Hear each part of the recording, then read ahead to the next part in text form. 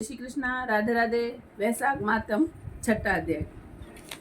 नारद जी कहते हैं कि हम एक ब्राह्मण और छिपकली का इतिहास कहते हैं। प्राचीन काल में हेमांग नाम का एक राजा इक्ष्वाकु वंश में हुआ। उस वंश के राजा ने अन्न दान नहीं किया, इसी से उसने चातक और छिपकली का जन्म लिया। वह निर्धन और निर्बल ब्राह्मणों की बहुत सेवा किया करता था, लेकिन विद्वान और तेजस्वी वेद पाठी ब्राह्मणों की सेवा नहीं करता था। जो वस्तु स्वयं सुलभ है उसका दान नहीं करता था। उसका कहना था कि दुर्लभ वस्तु का दान उत्तम होता है। वह ब्राह्मणों का बड़ा भक्त, किसी की भी निंदा न करने वाला, शत्रुओं पर विजय पाने वाला तथा जितेंद्रिय था। उसने इतने यज्ञ किए कि कुशाओं से पृथ्वी पर कुशा ही कुशा दिखाई देने लगी। उसने गो, भूमि, स्वर्ण आदि का दान देकर ब्राह्मणों को प्रसन्न किया। कोई ऐसा दान नहीं जो उसने नहीं किया, परंतु कभी भी वैशाख मास में जल दान नहीं दिया। वह कहता था कि अलभ्य वस्तु का दान का फल होता है।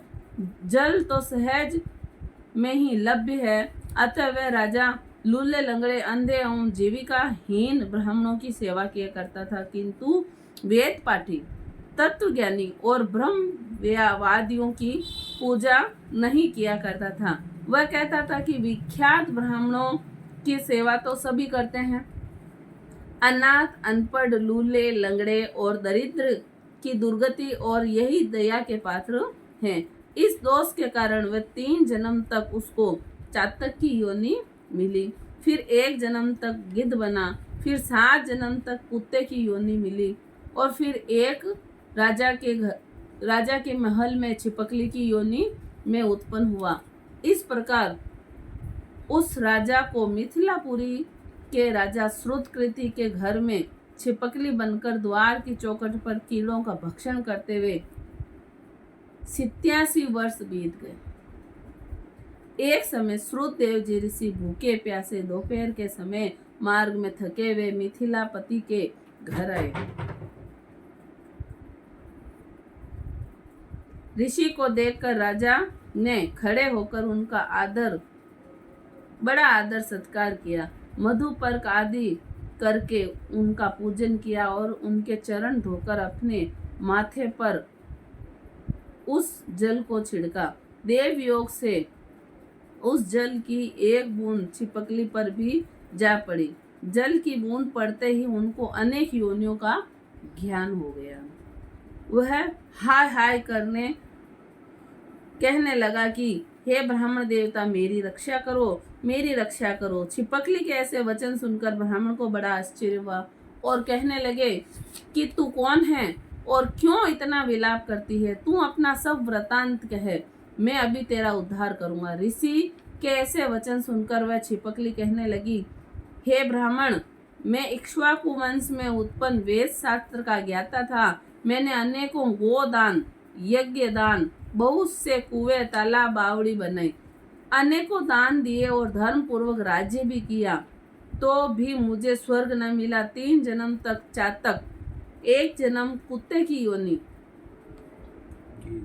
रहा और इस छिपकली की योनि में हूँ। यह राजा आपके चरणों तक छिड़क रहा था, उसकी एक बूंद मुझ पर गिर गई, जिससे मुझे पूर्व जन्मों का वृतांत स्मरण हो आया है।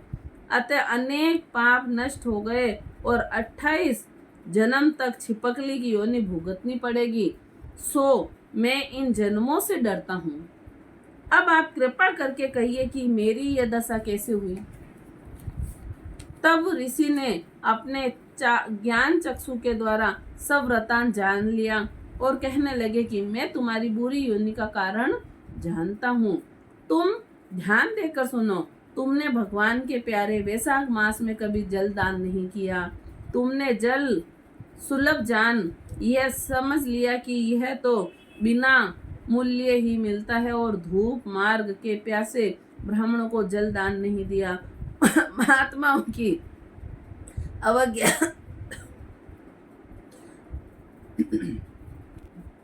महात्माओं की अवज्ञा इस लोक और परलोक दोनों में दुखदायी है। सज्जनों की पूजा ही धर्म, अर्थ, काम, मोक्ष देने वाली। इस कारण बहुत से कर्तव्य को देखते नहीं देखते। जैसे मंद आदमियों की संगति से कुछ फल नहीं मिलता, वैसे ही तीर्थ और मूर्तियों से भी तत्काल कुछ फल नहीं मिलता, परंतु महात्मा तो दर्शन मात्र से ही पवित्र कर देते हैं।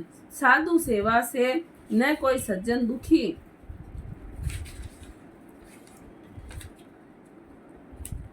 नहीं होता।